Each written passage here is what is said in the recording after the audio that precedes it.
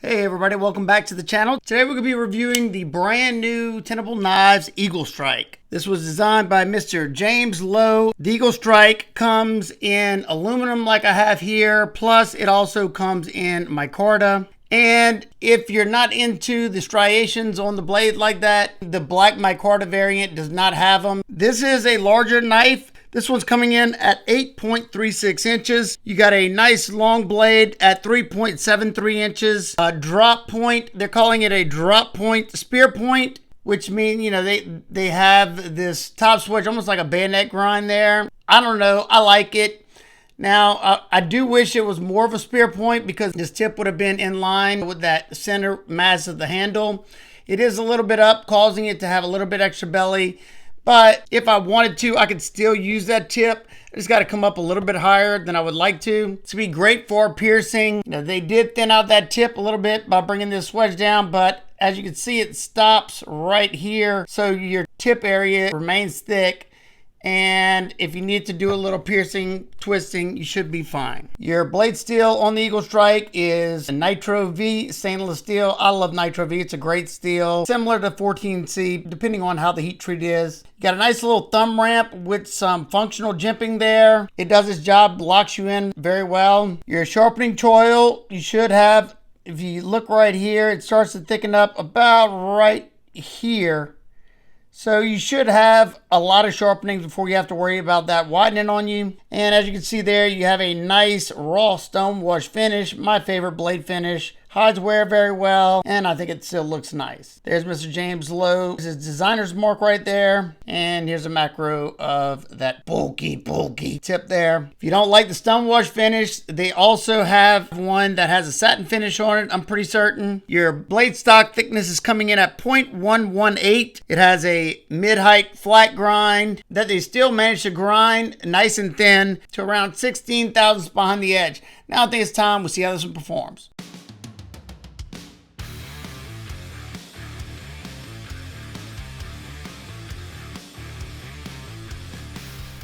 So far, I've had really good luck with the concept. With the Tenable Knives. After the first, I think the second one, and I talked with them, it seemed like they started sending me out a lot better edges. That's what I'm trying to say. This one, you got a nice long usable blade. The sharpening choil is not too big to where you're gonna feel like you get caught up or anything. You can get rather close to that edge to where that handle is because it has like a flat spot right there. And so far so good. It's slicing really well. It's comfortable. Of course I got gloves on, so I'm not feeling those aluminum scales yet, but we will test that out in just a moment. But yeah, slicey. And now pull the glove off and testing the ergos on this one. There are some spots that are a little sharp on these scales, but I'll be honest, I could feel them and I could feel the texture. It wasn't the best, but it wasn't as bad as I expected. Now, whenever I picked it up and I'm really starting to bear down, it left some indentions in my hand and it was a little bit uncomfortable.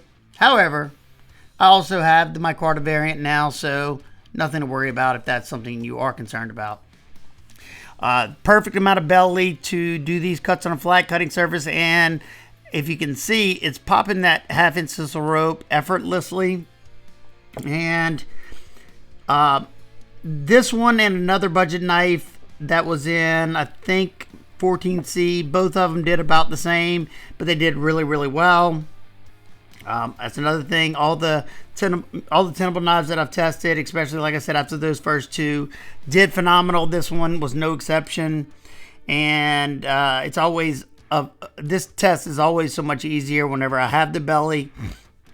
Now, would I've rather the lower tip just to make it a little bit more versatile, of course, but you know there's trade-offs to every blade shape, and some of them are going to be better at certain things than others. Whenever you have the higher tip and more belly, cuts on a flat cutting surface are going to be a lot easier, and it definitely shows on this one. The only time you're going to struggle is if you're trying to use that tip. You just have to come up a little bit higher. Now this one you have to come up to about a 45-degree angle to use that tip to make a very fine, intricate cut. I did it right there. The end of that leather right there was very hard, and I wasn't pressing that hard, so it wasn't really the nice fault on that one. Nothing gave it any troubles. I didn't feel any resistance on any of the dense materials like the tubing or the corner cardboard, and that edge stayed remarkable all the way to the end, blasted through the denim, which is always nice to see. Now, I thought it performed great. I like this size knife. It carried well. It wasn't cumbersome to me at all. Let's touch on the ergos real quick. First, you can look at this beautiful diamond texture on the aluminum. They knocked off the peaks to where it's not too sharp. I think it looks nice, especially for the price point here. Now, whenever I first got this, the one thing I was worried about was, you can see right here, that heart, right, especially right there. You see that heart? I can probably, look, see, scratch the wood off of here. Well, they created a hard edge. You can see where they knocked it off here, right there, but there's a hard edge all right here, goes all the way down. And I was worried about the ergos because the first time I flipped it, when I did like that, my thumb went across that portion of the hard edge. See that? But I will be honest, I made a quick adjustment, moved my thumb up a little bit, and I haven't had that issue again. Now, whenever I was testing it, I thought it was really comfortable. No matter which grip I hold it in, it's comfortable. But I will say the texture is a little much for my hands. I have neuropathy, so those type of things really freak me out. And next time I buy a knife, I need to really pay attention to textures and stuff, because I didn't even realize it had textures from the picture. I think I got it from White Mountain Knives. Well, it was comfortable. The pocket clip stayed out of the way of my palm. The only time I noticed anything is the hard pushing, and that's usually when I notice anything anyway. The top of this texture right here was a little uncomfortable, and that hard spot started to get a little uncomfortable. It wasn't terrible, but I could definitely notice in the hand. Well, like I said, I bought this one, so Tenable reached out and asked if I wanted to check out the newer models. So they asked if I want to check out this one. So what did I do? I picked up a micarta variant. It completely, when I say completely, solves those issues I had. Very, very comfortable. And like I said, this one's not terrible, but this one is a lot better in hand. Of course, this could be a lighter knife. We'll talk about this one in a little bit as well. But both of them have great action. You got chamfers going all the way around. After this review, I'm probably going to distress this one a little bit. Maybe take the peaks off even more on this. And then I might even round over those edges. If y'all want to see something like that, y'all let me know. Especially this one right here. Torx T8 for your pivot, T8 for your body screws. Yes, outstanding job. Now, this is kind of surprising because of the price point. So you have stainless steel liners. You have a small titanium backspacer and titanium pocket clip. And at first, I didn't know, and it's a blind screw pocket clip, meaning it's screwed from the inside. First, I wasn't sure if it was a titanium pocket clip because whenever I put my magnet on here, I was feeling the liners down here. But with the micarta, I guess it's got enough buffer there to where I don't feel it hardly at all on this. So unless it's aluminum, that and the backspacer is titanium. Plus, usually if you want to know if it's the same material, if you look at the finishes on the stainless, and then look at the tie, you see the color difference. They try to match them, but there's always gonna be you're never gonna be able to get them to look exactly the same unless you blast both of them at the same time. Then you still might not get them at the same color. Now, one huge oversight on this knife, at least in my opinion, you have dual thumb studs, you have an ambi lock, but your pocket clips only tip up right hand carry. This could be a completely ambidextrous knife if they would have tapped it for my lefties. Now, I understand why they probably didn't, because if you look at this pocket clip, it curves with the knife. So you couldn't take this pocket clip and flip it over. They'd have to give you an extra titanium pocket clip, and that would raise the price some. So they would have either had to use this back screw right here and make a straight pocket clip for it, which I wouldn't have minded, especially if my lefties could have been included. They could have done the same thing here. It's not the end of the world for me, but you're excluding those lefties out there. We have quite a few lefties that watch these videos. You have enough ramp to go in and out of the pocket, but that pocket clip is sitting on top of that diamond texture.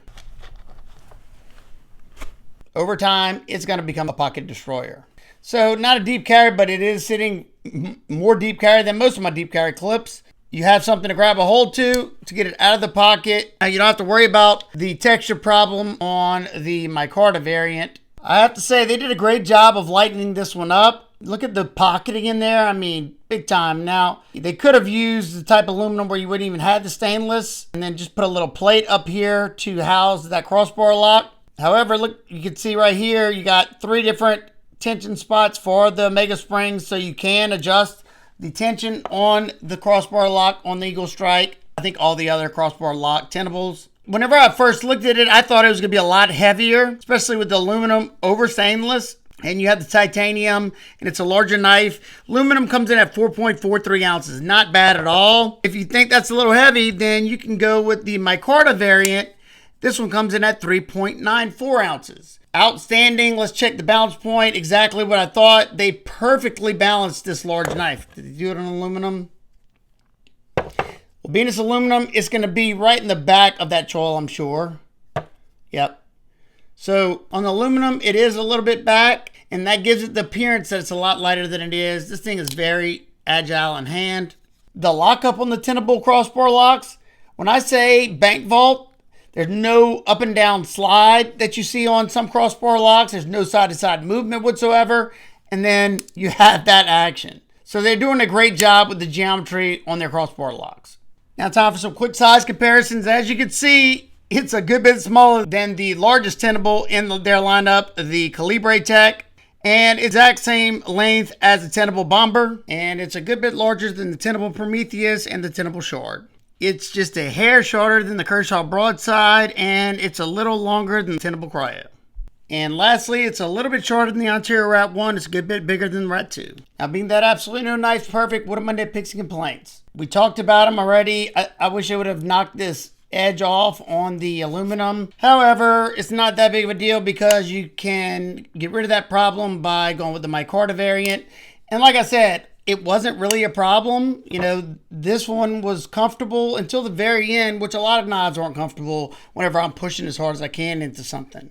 But, you know, the texture is probably a little too much for my hands personally. My biggest nitpick on this one, or biggest complaint, is the fact that they have an ambidextrous lock, dual thumb studs, but not a reversible pocket clip. I do think it would have been smarter just to use that hole right there, put a straight clip. It wouldn't have looked as nice, but this is a budget knife. And then you could have tapped it for the lefties and made this completely ambidextrous knife. That's just my personal opinion. But other than that, these two with the aluminum and the texture or the micarta come in at $70.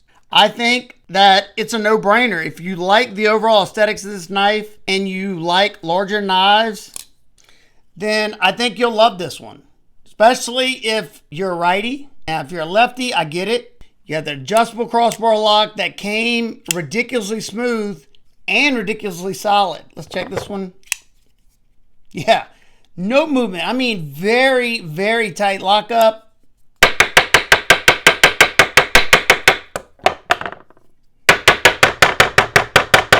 My poor table. Yeah, solid lockup. Tenable has been killing it. I have sharpened up, I think, every one of my Tenables now. I sharpened this one up after I finished the testing.